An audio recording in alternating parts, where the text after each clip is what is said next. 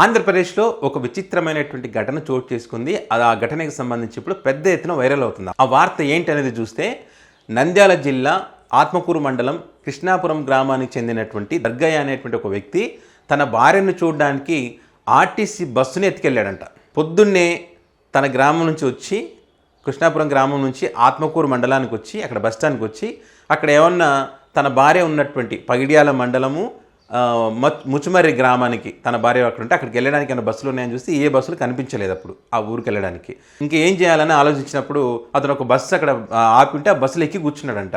కూర్చున్న తర్వాత ఆ బస్సులో ఎవరు లేరు. సరే తాళం ఏమైనా ఉందేమని వెతికాడు, తాళం దొరికింది ఆ బస్సు అంటే ఆర్టీసీ బస్సులు కొన్ని రెంట్కు తీసుకుంటాయి, బస్సులు కొన్ని పల్లె వెలుగుకి సంబంధించి. సో ఆ బస్సులో కూర్చున్నాడు, తాళం దొరికింది కదా అని చెప్పి స్టార్ట్ చేసుకుని వెళ్ళిపోయాడు. ఆల్రెడీ అతను దర్గా అనేటువంటి లారీ డ్రైవర్గా పనిచేస్తాడంట అతను. సో అతను స్టార్ట్ చేసుకుని వెళ్ళిపోయాడు. అయితే ఆ బస్సు డ్రైవర్ వచ్చి చూసేసరికి ఆ బస్సు కనిపించలేదు. బస్సు కనిపించకపోయేసరికి భయపడి పాపం అతను వాళ్ళ ఓనర్, ఆ బస్సు ఓనర్ ఉంటాడు కదా, ఓనర్ హరికృష్ణకి ఫోన్ చేశాడండి.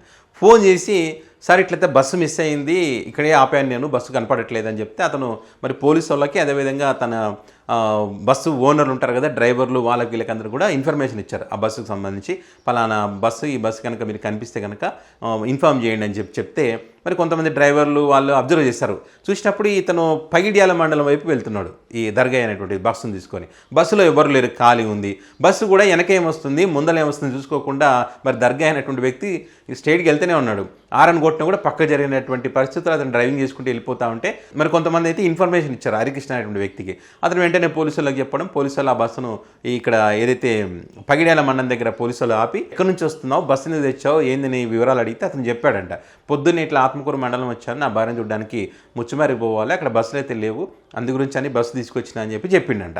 అయితే ఆ కుటుంబ సభ్యులను పిలిపించి కేసు పెట్టాలని పిలిపిస్తే కుటుంబ సభ్యులు చెప్పారంట, ఈయనకు మతిస్థిమితం కరెక్ట్గా ఉండదు, గతంలో కూడా అనేక సార్లు వేరే వాళ్ళ లారీలు కూడా తీసుకొచ్చినటువంటి పరిస్థితి ఈయన అని చెప్పారంట.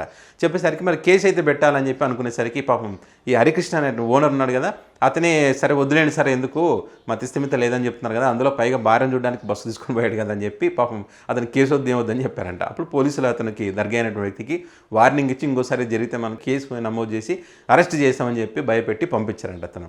ఇదే జరిగింది. దర్గా అయినటువంటి వ్యక్తి తన పెళ్ళాన్ని చూడడానికి ఆర్టీసీ బస్సునే తీసుకుపోయినటువంటి పరిస్థితి. హరికృష్ణ అనేటువంటి వ్యక్తి బస్సు అయితే తిరిగి వచ్చింది కదా అని చెప్పి ఇక కేసు ఎందుకులే అని చెప్పడం వల్ల కేసు లేకుండా దర్గాని ఇంటికి పంపిన పరిస్థితి.